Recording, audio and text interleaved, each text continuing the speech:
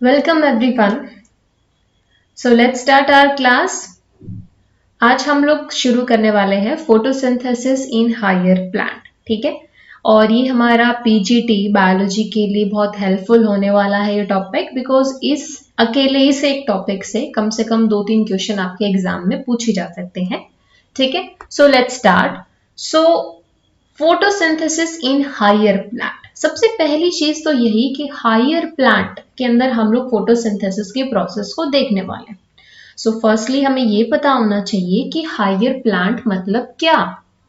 तो देखिए, जब हम लोग प्लांट किंगडम की बात करते हैं तो हमारा जो प्लांट किंगडम है उसको हम लोग इवोल्यूशनरी बेस्ड हम लोग जब उसको क्लासिफाई करते हैं तो हम लोग कहते हैं कि हम प्लांट किंगडम को डिवाइड कर सकते हैं दो ग्रुप में। एक हमारा वो ग्रुप होता है जिसमें हमारे क्रिप्टोगैम्स आते हैं, ठीक है, क्रिप्टोगैम्स। एक हमारा वो ग्रुप आता है जिसमें हम लोग कहते हैं फिनेरोगैम्स, ठीक है। अब हमसे कोई पूछे कि ये दो कौन से ग्रुप हैं, तो देखिए क्रिप्टोगैम्स वो होते हैं जिनमें हमारे प्रिमिटिव ऑर्गेनिजम्स आते हैं।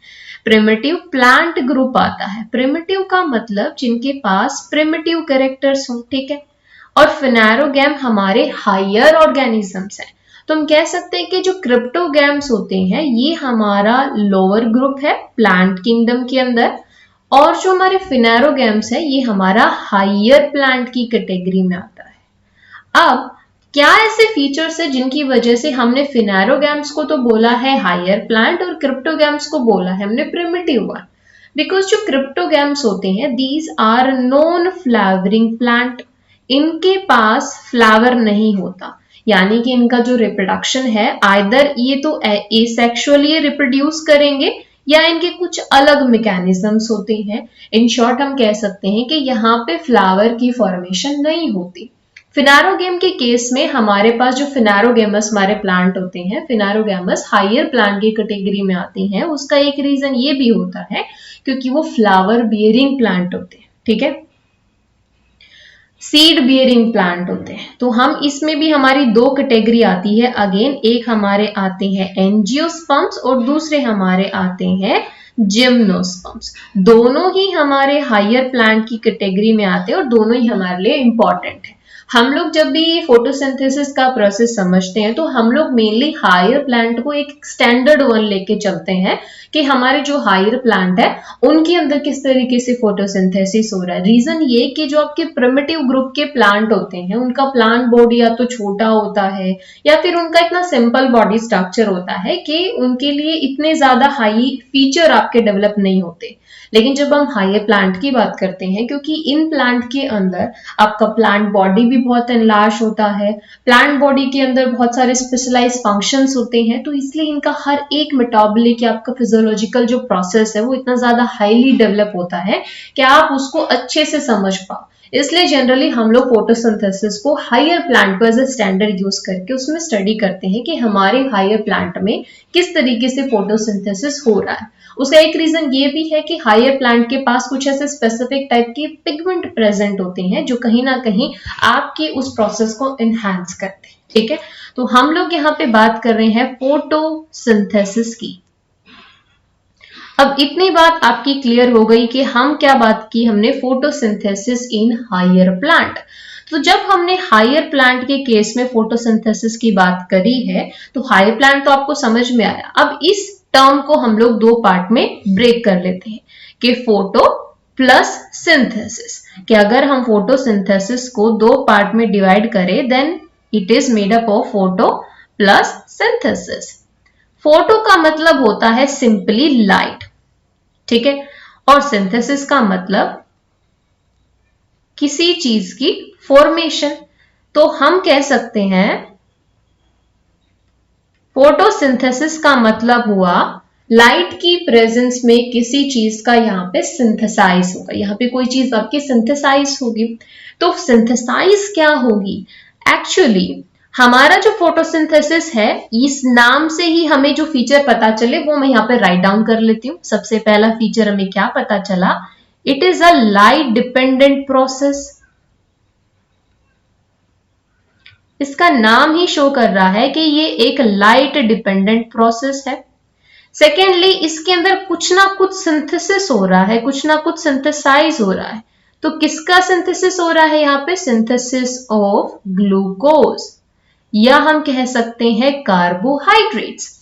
और हम इसको अगर और भी अच्छे से डिफाइन करें तो देखिए, ग्लूकोज का फॉर्मूला आप सभी को पता है। ग्लूकोज का फॉर्मूला होता है C6H12O6, मतलब यहां पे कार्बन का मॉलिक्यूल है, हाइड्रोजन का मॉलिक्यूल है और ऑक्सीजन का मॉलिक्यूल है ना। अब इस चीज से आपको क्या समझ में आया कि अगर हम ग्लूकोज को सिंथेसाइज कर रहे हैं तो हमें कार्बन चाहिए, ठीक है, हमें हाइड्रोजन चाहिए, हमें ऑक्सीजन चाहिए। अगर हमें कार्बन चाहिए मतलब हमें CO2 चाहिए। हमें अगर हाइड्रोजन और ऑक्सीजन चाहिए तो आप थोड़ा सा सोच के देखो, वो हमें किससे मिलेगी? वो हमें वाटर से मिल सकती है। मतलब ये कि हम कह सकते हैं कि फोटोसिंथेसिस से ये चीज तो हमें समझ में आई कि ये जो भी प्रोसेस चलने वाली है, इस प्रोसेस के लिए सबसे पहले हमें लाइट चाहिए, फिर उसके बाद हमें इसके अंदर कुछ ना कुछ बनाना है। बनाना क्या है वो हमें पता चल गया कि हमें ग्लूकोज बनाना है। अब अगर हमें कोई भी चीज बनानी है, अगर आप किचन में जाते हो, आप कोई रेसिपी तैयार करते हो, तो सबसे पहले आप इंग्रेडिएंट्स ही देखते हो ना। अगर आपके पास जो चीज आपने सोची उसके इंग्रेडिएंट ही नहीं है तो आप कैसे बना पाओगे?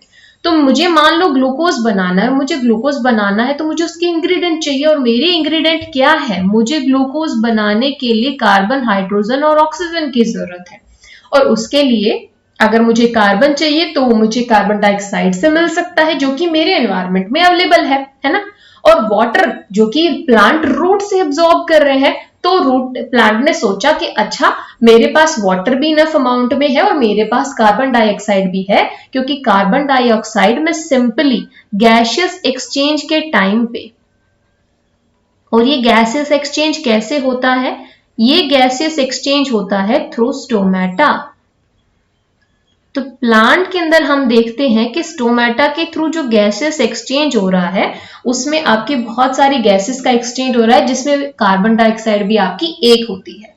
तो कार्बन डाइऑक्साइड अब इसके पास है, वाटर इसके पास है, तो हम कह सकते हैं फोटोसिंथेसिस के अंदर हमारे कार्बन डाइऑक्साइड का एसिमिलेशन होने वाला है। एसिमिलेशन का मतलब सिंपली ये होता है कि जब हम बहुत सारी चीजों को ऐसे जमा करने लगते हैं ना, तो हम कहते हैं हम उस चीज को एसिमिलेट कर रहे हैं। तो हम फोटोसिंथेसिस को डिफाइन कर सकते हैं कि it is the assimilation of carbon dioxide. ठीक है, assimilation of carbon dioxide, right.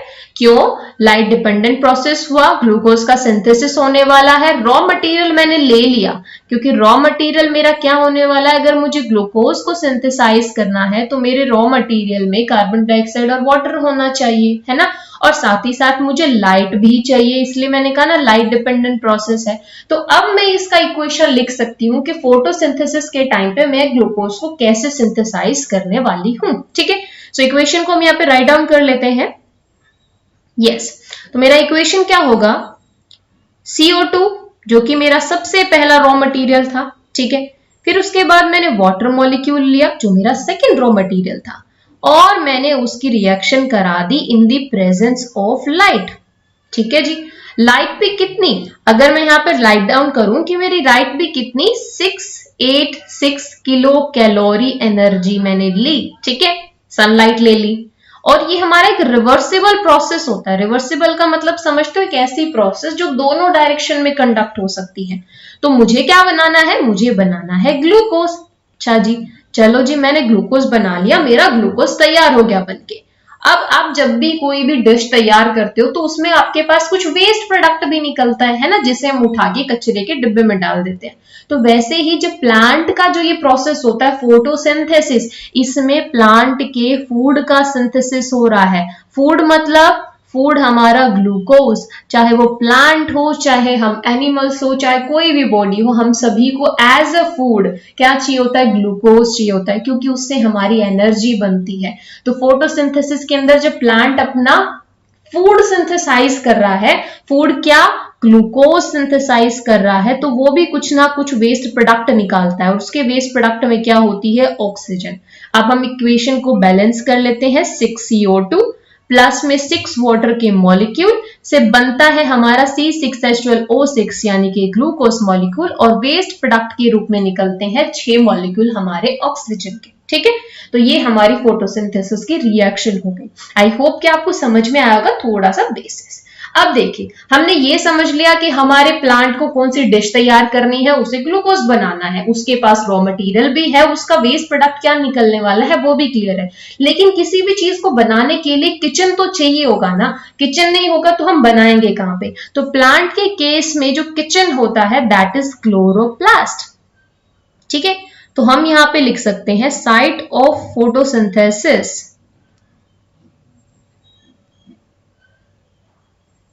is chloroplast, right. अब आपसे कोई पूछे कि ये जो क्लोरोप्लास्ट है ये कहां पर है, तो प्लांट की बॉडी के अंदर जितनी भी आपकी लीफ होती हैं, और लीफ भी कौन सी? ग्रीन लीफ, उन सभी ग्रीन लीफ के अंदर हमारा क्लोरोप्लास्ट प्रेजेंट है, यानी कि प्लांट का किचन प्रेजेंट है, और इसी किचन के अंदर सारा का सारा फूड सिंथेसाइज होने वाला है।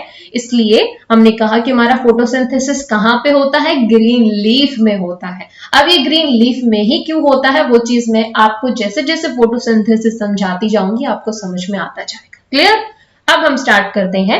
हमने ये चीज समझ ली फोटोसिंथेसिस क्या है, इसका रिएक्शन क्या है। अब हम समझते हैं कि हमारा किचन कैसा दिखाई देता है, यानी कि प्लांट की बॉडी के अंदर जो किचन है वो कैसा दिखाई देता है। तो देखिए, प्लांट की जो लीफ होती है, अगर मैं यहां से ड्रॉ करूं तो ये हमारा सपोज प्लांट का एक लीफ है, इतना बड़ा सारा हम लोग लीफ बना रहे हैं, है ना, ये हमारा लीफ है।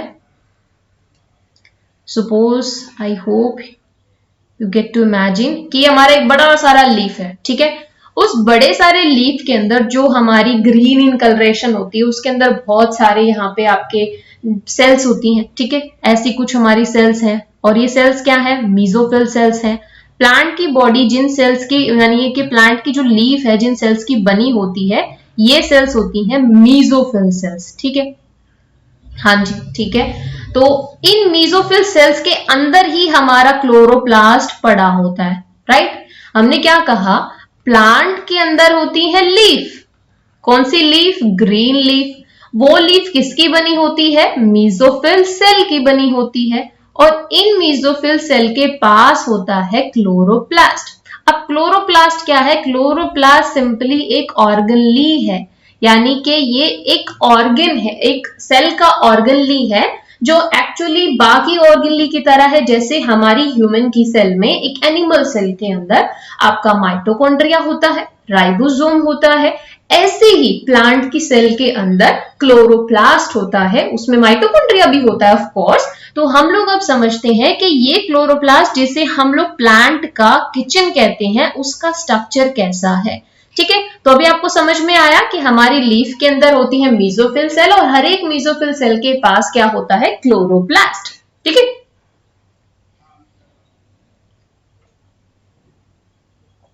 अब इस क्लोरोप्लास्ट का हम स्ट्रक्चर समझते हैं। तो देखिए, just like your mitochondria, mitochondria की तरह ही जो क्लोरोप्लास्ट है ये भी एक डबल मेम्ब्रेनियस स्ट्रक्चर होता है। ठीक है, डबल मेम्ब्रेन स्ट्रक्चर का मतलब क्या होगा कि वो स्ट्रक्चर जिसके पास 2 लेयर होती है ना। अब हमने सबसे पहली बात तो ये कही कि ये एक डबल मेम्ब्रेन स्ट्रक्चर है, जिसके अंदर 2 मेम्ब्रेन होगी, राइट। फिर हम कहेंगे कि अच्छा ये हमें दिखाई कैसा देगा। तो हम अब कोई भी चीज है, हम उसे सबसे पहले आइडेंटिफाई कैसे करते हैं? हम आइडेंटिफाई करते हैं कि वो इंसान कैसा दिखता होगा या वो चीज कैसी दिखती होगी। तो सबसे पहले जब भी हम लीफ को ऑब्जर्व करेंगे, उसको माइक्रोस्कोप में देखेंगे, तो हम सबसे पहले उसकी मीजोफिल सेल के अंदर आइडेंटिफाई करने की कोशिश करेंगे कि which one is chloroplast and which one is mitochondria. तो फर्स्टली आपको इसका शेप पता होना चाहिए। तो अगर हम शेप की बात करें, हमारा जो क्लोरोप्लास्ट होता है it is discoid in shape. ठीक है, डबल मेम्ब्रेन का स्ट्रक्चर है, डिस्कॉइड है, ग्रीन कलरेशन इंपार्ट करता है, मतलब जो भी आपकी सेल का ग्रीन कलरेशन है वो इसी की वजह से है। ठीक है, अब हमसे कोई पूछे कि यही हमारी एक्चुअल साइट ऑफ फोटोसिंथेसिस है, मैं यहां पे इसको लिख सकती हूं, एक्चुअल साइट ऑफ फोटोसिंथेसिस, कि प्लांट का किचन हम इसे कह सकते हैं, एक्चुअल साइट ऑफ फोटोसिंथेसिस अब हम इसे कह सकते हैं। ठीक है, इसका एक चीज अगर आपको एक्सपेरिमेंटली इस चीज को ऑब्जर्व करना है कि क्या सच में प्लांट के लिए क्लोरोप्लास्ट इतना जरूरी है, तो आप एक्सपेरिमेंट परफॉर्म करके देख सकते हो। अगर आपके पास कोई भी प्लांट आपने ग्रो कर रखा है अपने घर में, आप उसको डार्क में ग्रो करिए, ठीक है, आप उसको डार्क में ग्रो करोगे तो आप देखोगे कि वो इटियोलेशन शो करने लगता है। इटियोलेशन का मतलब है कि आपने जब कभी भी प्लांट को डार्क में ग्रो किया होगा तो आपने देखा होगा कि वो पेल येलो कलर का हो जाता है। उसके अंदर पेल येलो कलर क्यों होने लगता है? वो इसलिए होता है, वो पीला पड़ने लग जाता है क्योंकि उसमें इटियोलेशन हो गया। इटियोलेशन का मतलब है डिस्ट्रक्शन ऑफ क्लोरोप्लास्ट। और ये डिस्ट्रक्शन कब हो रहा है? हम जब उसे डार्क में ग्रो करने की कोशिश कर रहे हैं, डार्क में ग्रो कर रहे हैं, जब उसे प्रॉपर सनलाइट नहीं मिल रही है, तो उस टाइम पे आपके क्लोरोप्लास्ट खत्म होने लगते हैं, डिस्ट्रक्ट होने लगते हैं। तो उस डिस्ट्रक्शन को हम लोग कहते हैं इटियोलेशन। ठीक है, अब हम स्ट्रक्चर समझते हैं कि हमारे प्लांट बॉडी का जो किचन है वो किस तरीके का नजर आता है। तो ये देखिए, आप इसमें देख रहे हो, हमने कहा ये डबल मेम्ब्रेन का स्ट्रक्चर है। अच्छा, तो इसमें ये जो लेयर है, ये लेयर हमारी आउटर मोस्ट लेयर है। This layer is known as the outer layer, तो हमने इसे कहा आउटर मेम्ब्रेन। उसके बाद इंटर मेम्ब्रेन स्पेस है। इंटर मेम्ब्रेन स्पेस का मतलब होता है कि इसकी जो दो लेयर है मेम्ब्रेन के, उनके बीच में कुछ स्पेस प्रेजेंट होता है। ठीक है, तो हमने आउटर मेम्ब्रेन के बारे में, हम यहाँ पे कुछ पॉइंट्स यहाँ पे मैं साथ के साथ ऐड करती जाऊंगी। होप आपने ये सारे पॉइंट्स नोट डाउन करे होंगे, आप साथ साथ इन सबको नोट डाउन करते चल रहे हैं।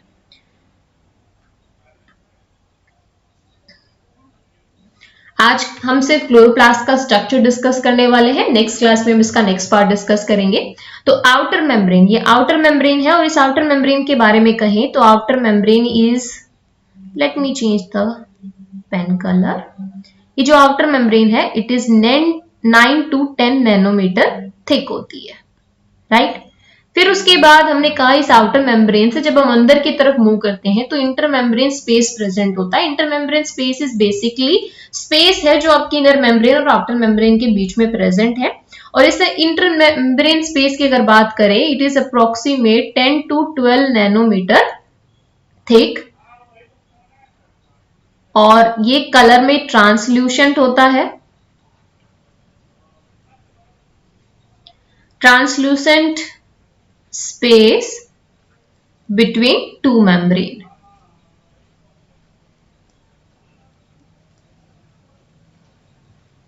क्लियर? अब हम इनर मेम्ब्रेन की बात करते हैं। तो जो इनर मेम्ब्रेन होती है, it is again 9 to 10 nanometre thick, right? हाँ जी। अब इसके जब आप अंदर एंटर करते हो तो हमें पता है ये क्या है, साइटोप्लाज्म। आप कोई भी सेल देखते हो, नॉर्मल सेल देखते हो, उस नॉर्मल सेल में हम क्या देखते हैं, बाहर हमारी प्लाज्मा मेम्ब्रेन प्रेजेंट होती है, अंदर साइटोप्लाज्म होता है।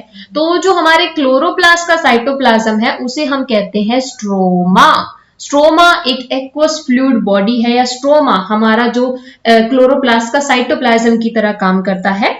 इसके अंदर बहुत सारे एंजाइम्स प्रेजेंट होते हैं, कोएंजाइम्स होते हैं, इलेक्ट्रॉन के कैरियर होते हैं, जो कि इसके अंदर जो प्रोसेस चलने वाला है, दैट इज फोटोसिंथेसिस, या हम कहें कार्बन का एसिमिलेशन, कार्बन का फिक्सेशन, उसके लिए आगे यूज होने वाले हैं। मैंने क्या कहा कि जो स्ट्रोमा है, जिसके अंदर एक्वस फ्लूइड यानी कि एक बिल्कुल आपका वाटरी सा ये लिक्विड होता है, और इस लिक्विड के अंदर बहुत सारे एंजाइम्स होते हैं,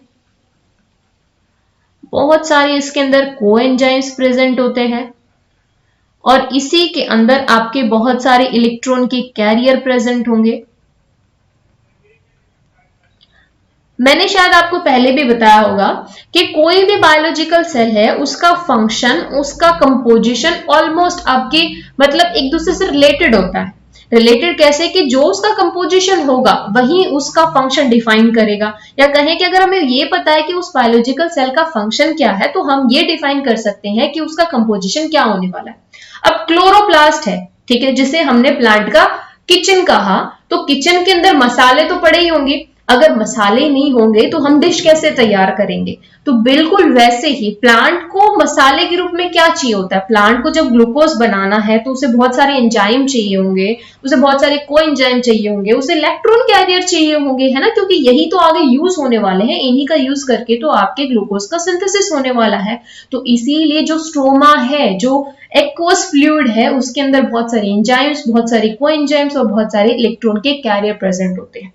अब देखिए क्लोरोप्लास्ट के अंदर में एक स्पेसिफिक स्ट्रक्चर नजर आता है। वो स्ट्रक्चर क्या है कि इसके अंदर आपके कुछ ग्रेना प्रेजेंट होते हैं।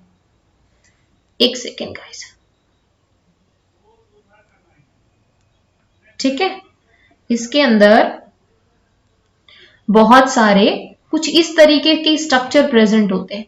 अब आपसे कोई पूछे ये स्ट्रक्चर क्या है, एक्चुअल में ये स्ट्रक्चर क्या है? These are thylakoids.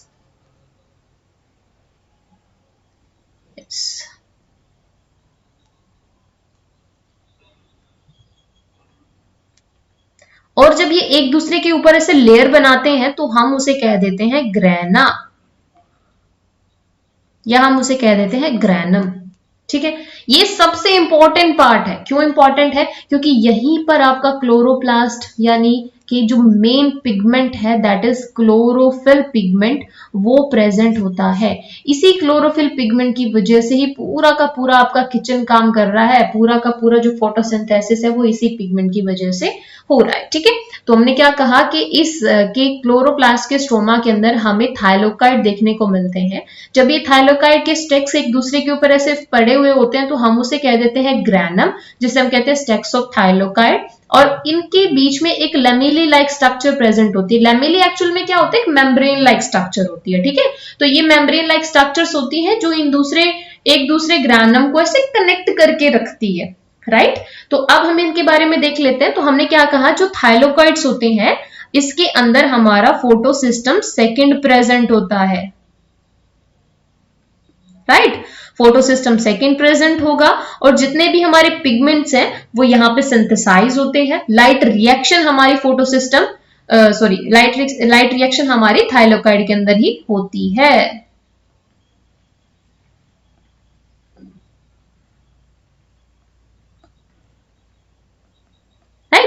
अब अगर हम लेमिली की बात करते हैं तो लेमिली वो जगह है, the place of H positive accumulation. यहां पे हमारे जितने भी H पॉजिटिव आयंस उनका एक्यूमुलेशन होता है which lead to proton gradient and ATP का सिंथेसिस। ठीक है, तो लेमिली मैं यहां पे राइट डाउन कर देती हूं। लेमिली हमारा H पॉजिटिव आयंस का यहाँ पे एक्यूमुलेशन होता है, तो हम लिख सकते हैं accumulation of H positive ion.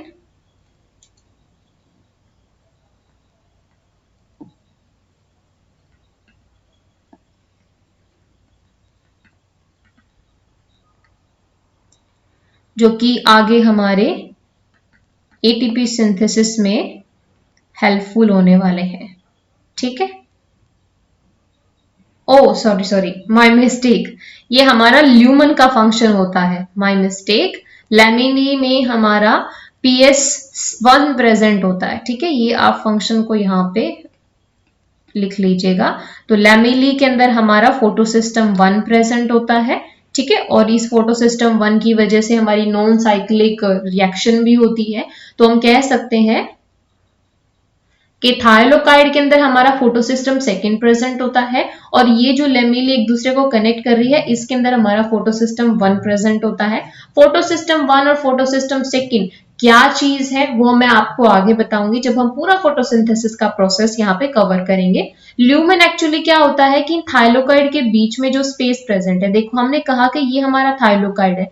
जब ये थाइलोकाइड एक दूसरे के ऊपर ऐसे स्टैक हो जाते हैं तो ये ग्रैनम की फॉर्मेशन कर लेते हैं। अगर इस थाइलोकाइड के अंदर की स्ट्रक्चर हम देखते हैं तो इसके बीच में ऐसे हमारा ल्यूमेन प्रेजेंट होता है। ये जो आपको ये पोर्शन दिख रहा है, दिस वन इज ल्यूमेन।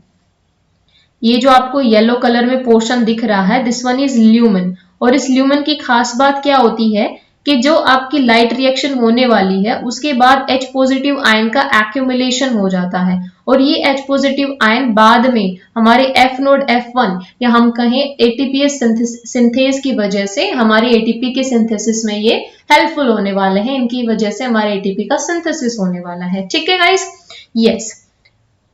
तो यहां से हमारी स्ट्रक्चर हो जाती है क्लियर कि हमारा प्लांट का जो किचन है वो एक्चुअल में कैसा दिखाई देता है।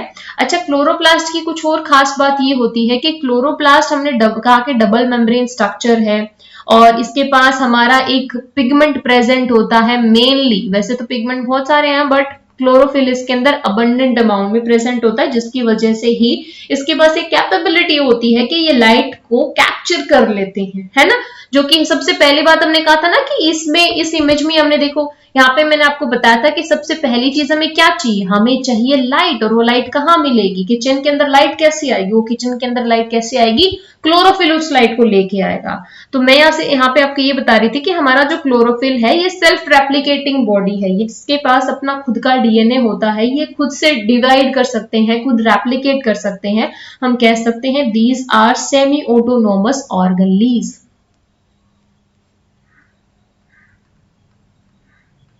Semi autonomous organelle. Clear guys? तो आई होप आपको ये समझ में आया कि क्लोरोप्लास्ट हमारा किस तरीके का इसका स्ट्रक्चर होता है। अब आगे का जो पार्ट है उसके अंदर हम लोग शुरू करेंगे क्लोरोप्लास्ट के अंदर किस तरीके से फोटोसिंथेसिस आपका इनिशिएट हो रहा है। I think it will be lengthy portion, तो हम लोग इसको नेक्स्ट लेसन में कवर करेंगे। आई होप आपको समझ में आएगा। Thank you so much for watching this video.